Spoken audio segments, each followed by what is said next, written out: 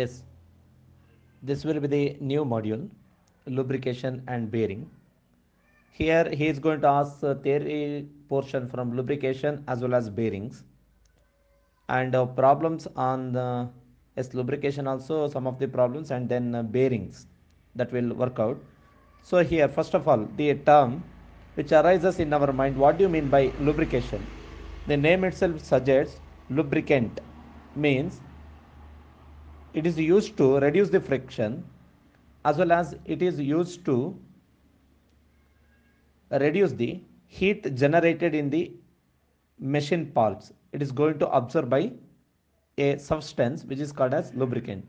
So here friction is the resistance to relative motion between two surfaces in contact. The function of lubricant is to reduce the friction.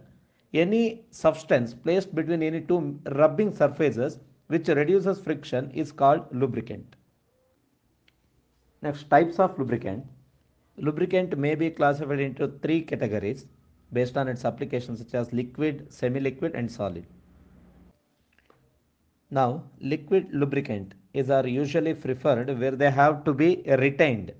In certain surfaces, lubricant supposed to be retained to certain extent. In that particular places, we supposed to go with the liquid lubricant. Some of the examples are mineral oil, animal and vegetable oils, synthetic oil and so on. Second type of lubricant is semi-liquid lubricant. These are usually preferred where higher viscosity than liquid lubricant is required. The example is grease. Next, last type of lubricant is a solid lubricant. These are useful in reducing friction where oil films cannot be maintained because of pressure or temperature. The examples such as graphite, wax, mica, French, chalk, soap, stone, talc, etc. Soon after a definition of lubricant, types of lubricants, next thing is properties of lubricant. So here these lubricants also have got some properties such as viscosity, oiliness, flash point, fire point, pour point and cloud point. These are all the primary entity that is required. Hope you already know about the flash point and fire point, because some of the experiments you have done in energy conversion lab, that you know. Let again study these six different types of properties. Now the first property is viscosity. Viscosity is the measure of degree of a liquid. For more heat and pressure, the greater viscosity is required. Viscosity is more important since the load carrying capacity is proportional to viscosity. It is also defined as the property of a fluid by virtue of which it differs resistance to shear. The definition for viscosity is like this: the property of a fluid by virtue of its differs resistance to shear.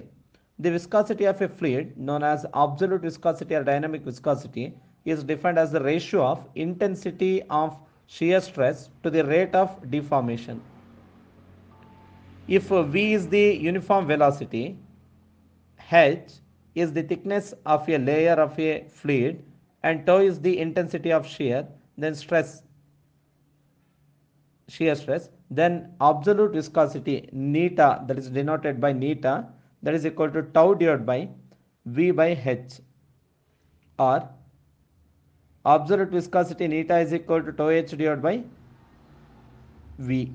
SI unit of absolute viscosity is Newton second per meter square or Pascal second. This you are supposed to remember, this unit and equation. Second property of lubrication will be oiliness. Here oiliness refers to wettability, surface tension and slipperiness. It is the ability of an oil to maintain an unbroken lubrication film between the rubbing surfaces.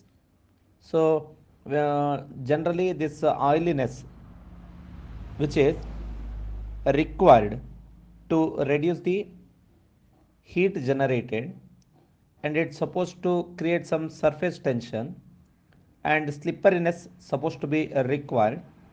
Such a property is called as oiliness. Next property will be flash point. Flash point is the lowest temperature at which an oil gives off sufficient vapor to give a momentary flash on introduction of a flame.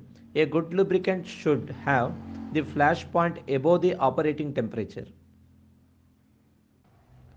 Next property will be fire point. It is just like a flash point, but its value is a little bit higher. It is the lowest temperature at which an oil gives off sufficient vapor to burn continuously when it is ignited. So a lubricant supposed to have high fire point.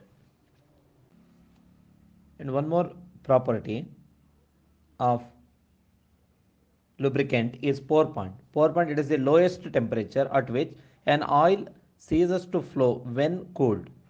So here this particular temperature, pour temperature, that depends on the application. Usually this pour point supposed to be high for the lubricant. One more property of lubricant will be cloud point.